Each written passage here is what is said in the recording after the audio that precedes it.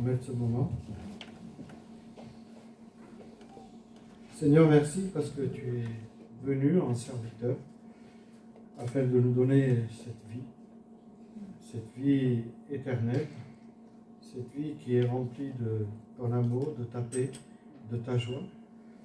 Et nous te prions de faire et de mettre en chacun de nous un esprit de compréhension, ce que tu veux nous dire, mais aussi que tu mettes en nous ce désir de vouloir te plaire en pratiquant ce que tu nous auras fait saisir encore aujourd'hui.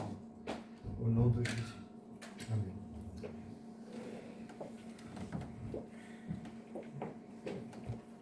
On est toujours très heureux de pouvoir se retrouver pour prendre ensemble le repas du Seigneur, mais aussi pour partager sa parole. Nous croyons que sa parole est comme une lampe à nos pieds, une lumière sur notre sentier. Elle nous éclaire, elle nous fait comprendre qui il est, qui nous sommes et ce qu'il attend de chacun de nous.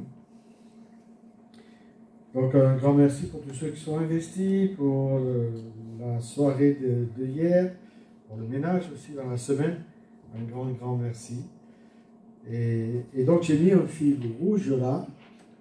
Je ne sais pas si vous le voyez, j'ai eu du mal à le faire tenir, mais c'est un fil rouge. Alors peut-être que les dames sont plus susceptibles au fil que les hommes, je ne sais pas. En tout cas, à quoi vous fait penser ce fil rouge? Et voilà. Vous voyez, c'est les dames tout de suite qui sont intervenues. On retrouve ce fil rouge, c'est vrai, dans l'histoire de Josué, dans cette conquête qu'il doit aller faire de la part de l'Éternel, cette conquête d'une terre promise, où il n'y aurait que du lait et du miel. Mais après avoir donné ces consignes et rappelé justement leur engagement aux tribus de Ruben, de Gad et de la demi-tribu de Manassé, Josué, son livre qu'il nous a laissé, montre qu'il va envoyer deux espions à mission pour explorer ce pays promis par Dieu, justement. Et donc, ils vont se rendre dans cette ville de Jéricho, qui est entourée d'une muraille énorme. Les archéologues ont découvert une muraille de 10 mètres de haut, certainement, sur 4 de long, de largeur, pardon. Et donc, ceux qui sont allés en Israël ont pu visiter ces sites. Donc, c'est quelque chose de remarquable. Et on se demande comment ces murailles ont pu s'écrouler, si ce n'est que par un miracle de la part de l'Éternel. Donc les deux espions vont se sentir poursuivis. Ils vont rentrer chez une femme, une cananéenne, bien sûr, qui s'appelle Rahab, comme vous l'avez dit. Rahab, qui a un métier un peu particulier, on va dire. Et donc elle va les cacher sur la terrasse sous des tiges de lin et au péril de sa vie. Et elle va, entre guillemets, faire un petit mensonge. Voilà, pour se protéger, pour les protéger aussi.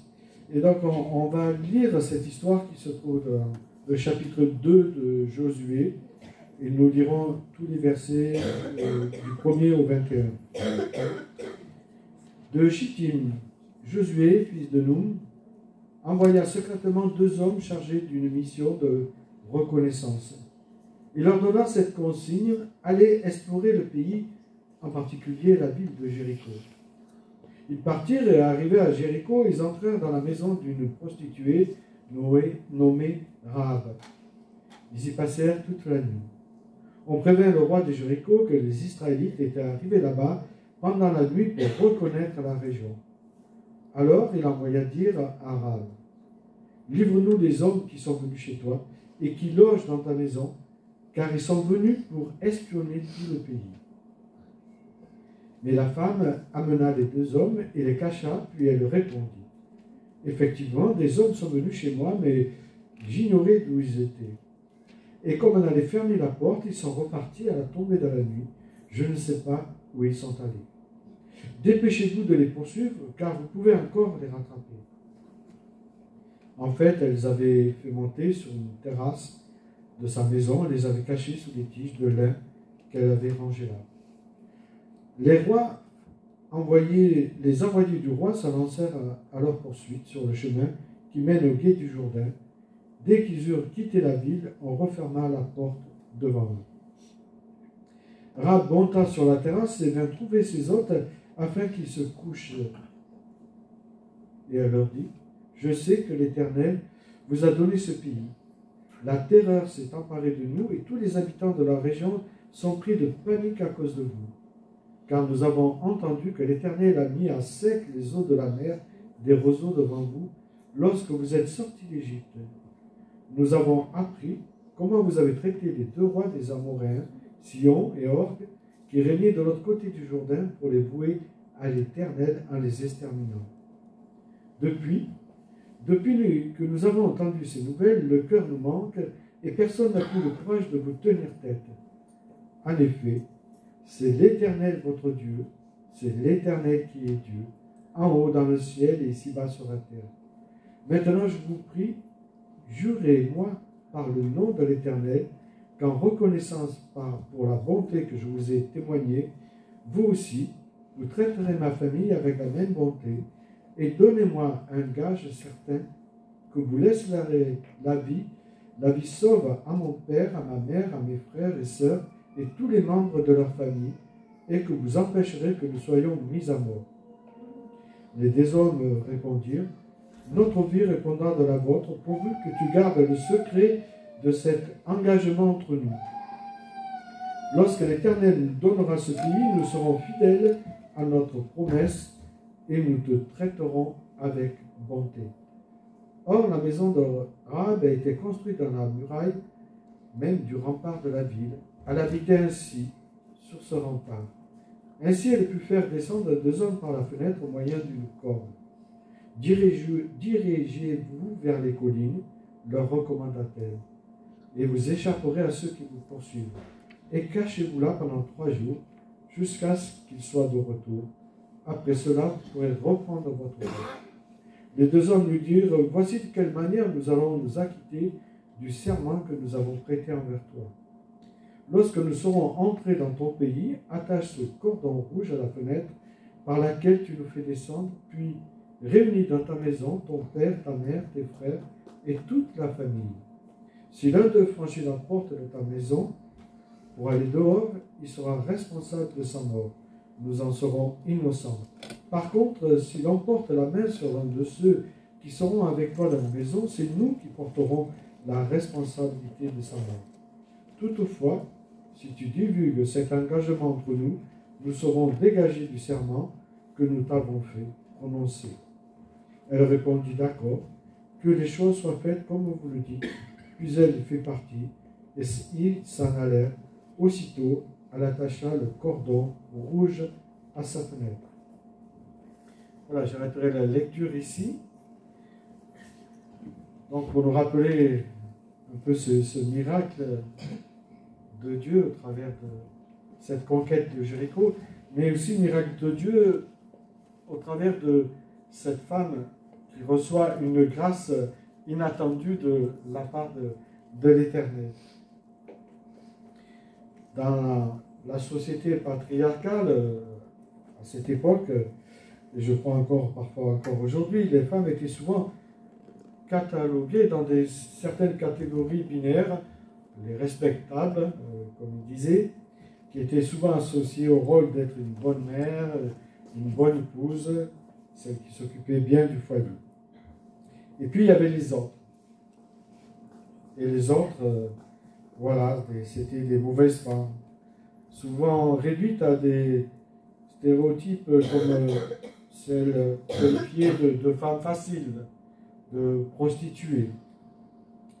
Rahab, la Cananéenne, en tant que prostituée, appartient justement à cette 2e catégorie en vue, et elle était considérée, on pourrait dire, comme une paria par rapport à ses concitoyens. On pourrait dire qu'elle était au plus bas de l'échelle sociale de ce pays dans lequel elle vivait. Aux yeux de ses contemporains, il a pensé certainement perdue. Il n'y avait plus rien à faire pour elle. Elle était dégradée, méprisée par les siens, par les regards dans sa propre ville, vouée au jugement des siens. Pourtant, l'histoire de Rahab dans la Bible présente un renversement logique de situation qui est très intéressant. Un renversement logique de notre logique humaine que nous pouvons avoir. Ce qui est impensable arrive, c'est que Dieu sélectionne des individus que nous n'aurions jamais eu le courage de sélectionner. Qui aurait pensé qu'une prostituée soit choisie? En tout cas, pas les hommes religieux de l'époque.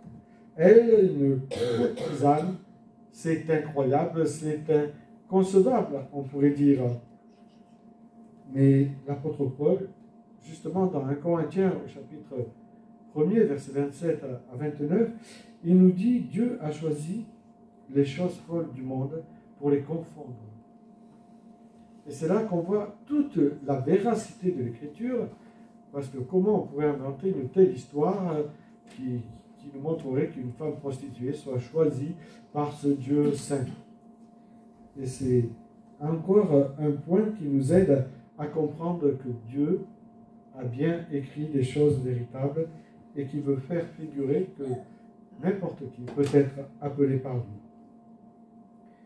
Et on sait aussi qu'au travers de son ministère, Jésus a surpris plus d'une fois le monde religieux.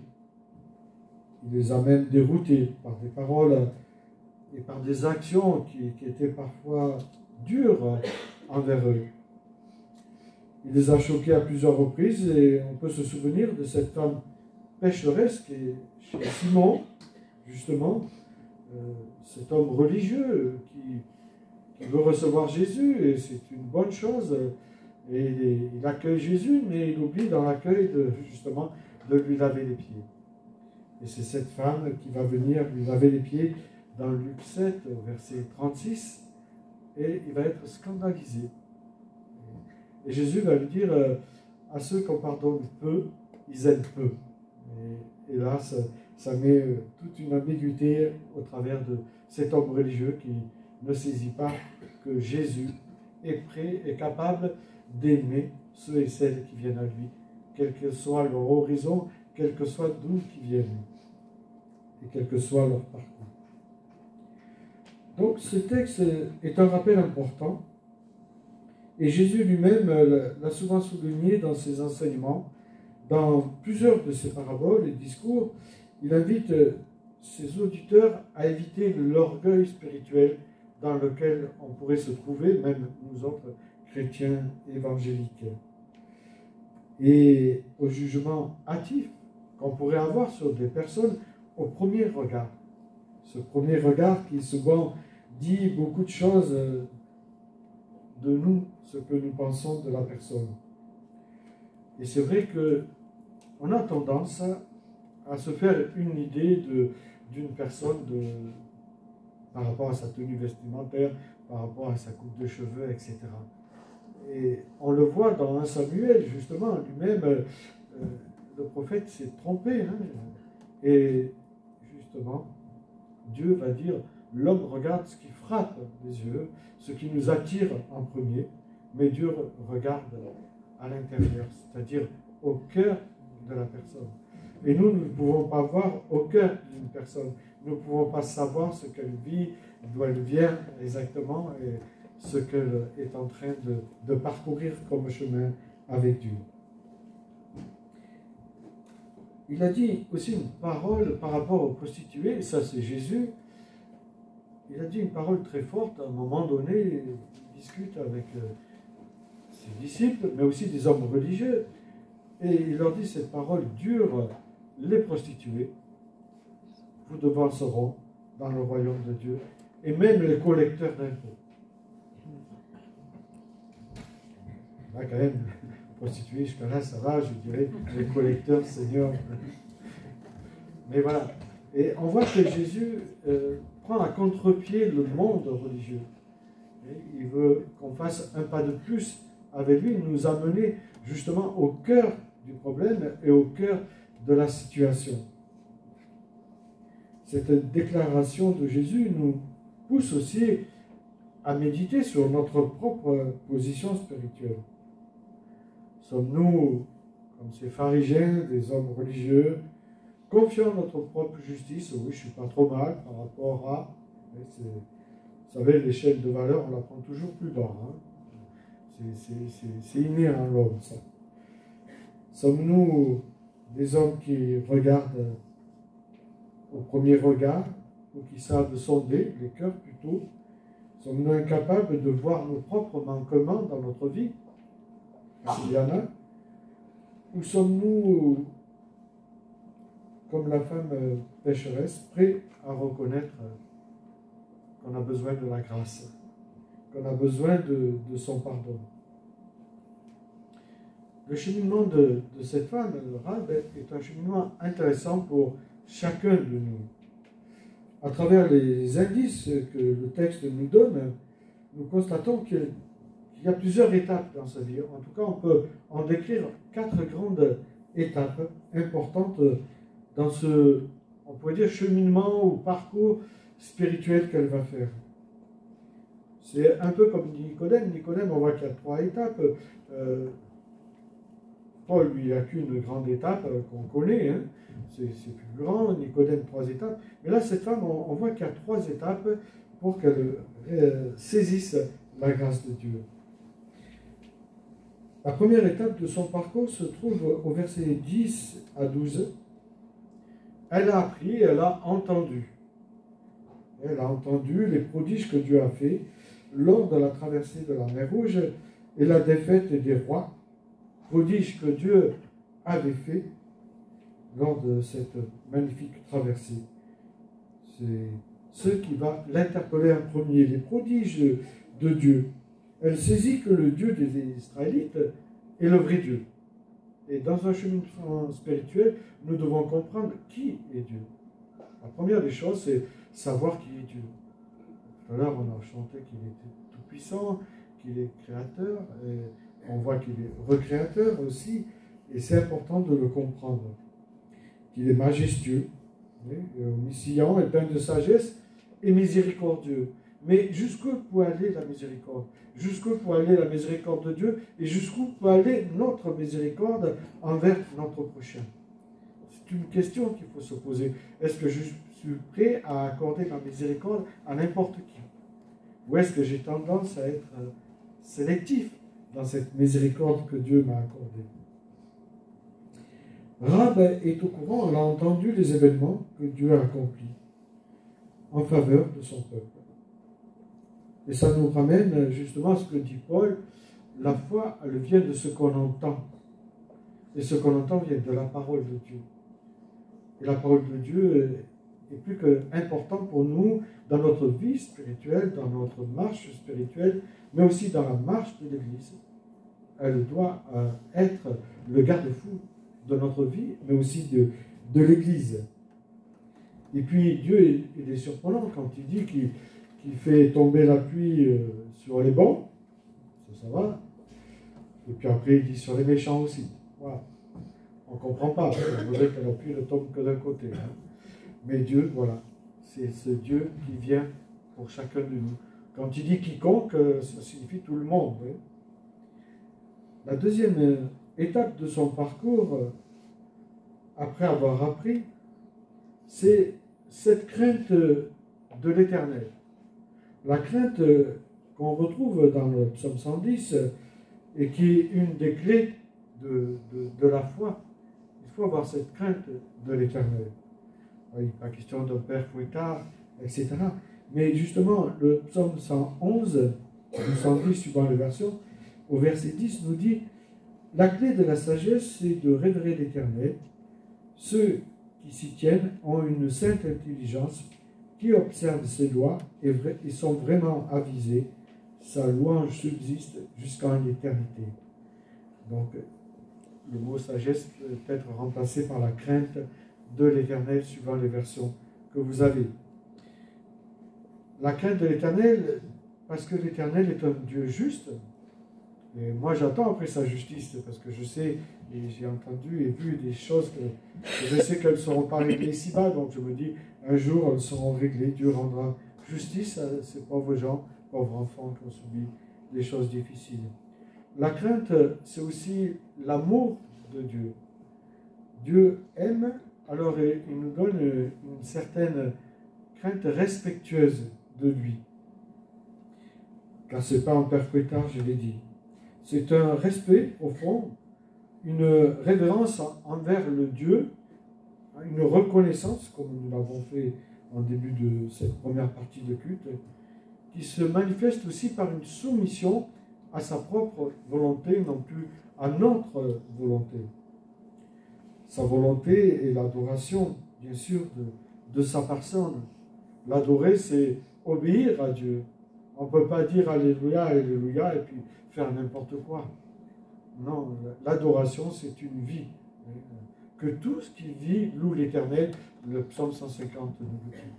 Donc il est question pas seulement de notre bouche qui va émaner des chants de notre bouche, mais il est question de notre vie entière, le témoignage que nous rendons chez nous, autour de nous et auprès de nos contemporains. Et le fait de le connaître, cette deuxième étape, d'avoir cette crainte, ça nous amène à une certaine paix, une certaine joie dont Jésus a parlé dans Jean 3, 29.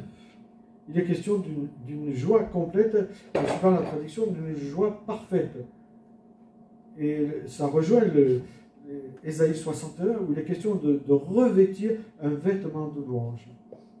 Et Dieu veut que nous soyons dans une joie et une paix.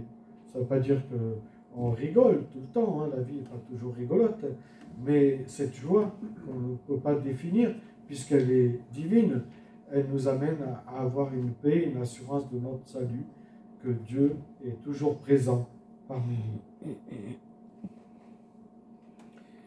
La crainte, si elle produit et offre la paix, elle aurait pu être pour Rahab la crainte des hommes, comme l'a eu Pilate. Vous savez, Pilate, il a voulu l'approbation des hommes plutôt que celle de Dieu. Et on connaît son sort de Pilate. Un sort dramatique, l'histoire nous le rappelle. Il a voulu, dans Matthieu 27, verset 24, se laver les mains de la situation, de dire, bon, ben, débrouillez-vous avec votre Jésus. Mais non, il avait un choix à faire. Le choix des hommes ou le choix de Dieu, comme toujours dans notre vie, on a des choix à faire. Et Rahab, elle a préféré choisir celle de Dieu. Et au péril de sa vie, c'est pour cela qu'elle a menti pour se protéger aussi, car elle aurait pu être pendue haut et court par ses contemporains. Et en effet, il vaut mieux craindre Dieu que les hommes. Et justement, il y a ce verset de Galates qui nous dit « Nous recherchons l'approbation de Dieu ou nous recherchons l'approbation des hommes ?» Que recherchons-nous? Et puis Paul dira « Si Dieu est pour nous, qui peut être contre nous ?» Donc il nous donne une confiance en ayant cette certitude que Dieu ne nous abandonne pas. Et puis la troisième étape, c'est qu'elle a cru. Croire, c'est important. Elle a confessé au verset 9 et 11, elle n'a pas vu les miracles de Dieu, elle a entendu et elle a cru. Et elle a choisi, justement, de marcher avec ce Dieu que méconnaissait certainement. Elle avait simplement entendu parler de lui. Elle croit la parole des espions. Elle prend au sérieux les recommandations des hommes, de ces deux hommes, et n'hésite pas un instant. Et nous aussi, nous devons prendre les recommandations au sérieux, sérieusement, celles de Dieu qui nous donne dans sa parole. Elle désire être sauvée. Elle désire faire participer aussi ses proches à cette délivrance. Et elle comprend que c'est une grâce, un cadeau que Dieu offre, comme le dit Paul. Nous ne méritons rien. Hein. Nous autres chrétiens, parfois, on est moins bien que certaines personnes de l'extérieur qui ne sont pas chrétiennes. Et on le sait. Ça arrive. Mais la différence, c'est que le cadeau, nous l'avons reçu. Hein, nous l'avons pris, nous, quand Dieu nous l'a tendu. Et ça fait toute la différence. Cette femme, elle a compris que Dieu pouvait la sauver, malgré sa situation, malgré son état. Quand on fait l'expérience de la grâce profonde de Dieu, il est impossible de garder cette bonne nouvelle pour soi. En fait, notre cœur bat pour Dieu. On comprend la croix, ce qu'il a accompli pour nous, jusqu'où il est allé pour nous, et on comprend qu'il nous demande, nous aussi, d'aller vers un chemin qu'il a choisi pour nous.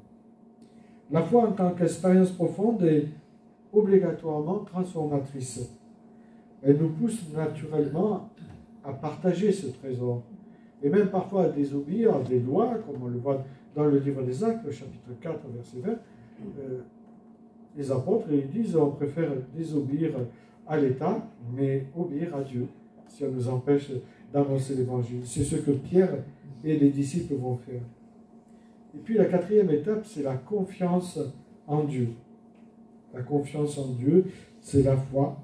Elle comprend les conséquences de la parole des espions, en particulier l'annonce de la victoire d'Israël. Et nous devons aussi, nous, avoir les regards sur la victoire finale que Dieu nous a promise. Parce que nous croyons que le Christ va revenir. Nous croyons, en tout cas, que le monde sera changé un jour quand il sera parmi nous. Il y aura une nouvelle terre, un nouveau monde où Dieu sera présent, nous éclairera. La foi est également la force qui nous soutient dans les épreuves, dans les difficultés, dans nos parcours de vie. Elle nous aide à tenir bon. Parfois on peut douter. Il y a des moments où on peut douter dans notre vie. Ça fait partie de la foi. Ce n'est pas un péché de douter. C'est de rester dans le doute que c'est un péché. La foi, elle nous aide à franchir des murs qu'on n'aurait jamais franchis par nous-mêmes. Mais par la foi, nous sommes prêts à aller de l'avant. Par la foi, nous croyons que Dieu peut rétablir des situations qui ne sont pas rétablissables à vue humaine. Par la foi, nous croyons que Dieu peut nous donner un nouveau départ dans notre vie. Parce que parfois, on peut penser, oh, ma vie, j'ai tout gâché, c'est fini. Non, Dieu a un plan, des projets pour nous. Il nous permet de repartir si nous croyons que nous avons raté la première partie de notre vie. Il peut lui-même se préparer à nous aider à combler cette deuxième partie de notre vie. Dieu est fidèle, il est toujours avec nous, quoi qu'il arrive. La foi, c'est aussi une manière de vivre sa vie. Je dirais même plus, la foi, c'est une façon de concevoir la vie en tenant compte de Dieu et de sa parole, bien sûr. À travers les indices qui sont donnés dans ce passage de Josué, ce livre nous invite à découvrir le cheminement de cette femme. Un cheminement assez atypique, on pourrait dire, qui figure non seulement dans la généalogie de Jésus, avec 5 femmes citées, et ça c'est intéressant de voir la généalogie dans Matthieu 1, on voit Tamar, Ruth, Esabée, Marie, et puis Rahab. Mais ce qui est encore plus impressionnant, c'est que Rahab est mentionné parmi les héros de la foi. Alors que Déborah n'est pas mentionnée dans les héros de la foi. Mais Rahab est mentionné dans les héros de la foi au chapitre 11 de l'Hébreux, verset 31. Rahab a été convaincue de la miséricorde de Dieu. Elle savait que Dieu allait agir en faveur d'elle, puisqu'elle s'était tournée vers lui. Cela indépendamment de sa provenance, on pourrait dire. Rahab a fait un choix radical, comme nous devons le faire à notre conversion. C'est un choix radical que Dieu attend de nous, un choix profond. Et ce fil rouge à sa fenêtre signifiait en fait qu'elle voulait se désolidariser des siens et aussi de son passé, de sa propre culture pour se tourner vers l'Éternel et prendre un autre chemin, prendre une autre direction. Ce qu'elle peut nous apprendre aujourd'hui, c'est que Rahab a su refuser d'être définie par son passé. Vous savez, parfois on pense que le passé va définir notre présent. Alors, refuser d'être définie par ses chutes et ce qu'elle était avant. Elle a osé par la foi prendre un nouveau départ avec Dieu. Elle nous invite, nous aussi, si nous sommes dans une situation compliquée, à prendre un nouveau départ. Dieu est toujours prêt à nous aider à prendre un nouveau départ. L'histoire de cette femme nous montre et nous démontre que la foi en Dieu peut nous procurer une libération complète de notre passé, en rompant les chaînes en fait qui les caractérisent. Alors comme Rahab, choisissons de vivre la promesse et non de rester dans la culpabilité dans laquelle on pourrait se trouver, car Dieu peut cicatriser toutes nos blessures, même à un instant, s'il le veut. Rahab savait que sa vie n'était pas entre les mains du roi de Jéricho, mais celle de l'Éternel. Qu'il en soit de même pour chacun de nous, que nous sachions remettre notre vie entre les mains de l'Éternel et non dans celle de notre passé. Je vous invite à prier.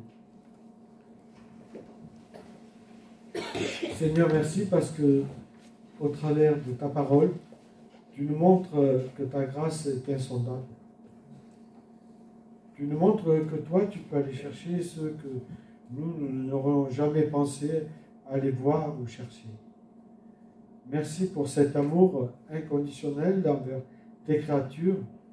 Merci de nous rappeler que nous pouvons toujours repartir avec toi, prendre un nouveau départ en te mettant au centre de notre vie.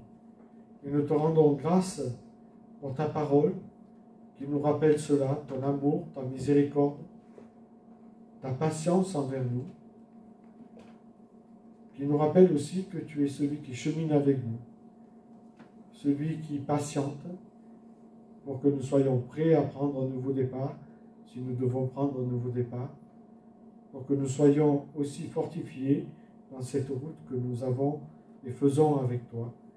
Merci de nous rappeler que tu es avec nous tous les jours, comme il a été dit dans une prière tout à l'heure.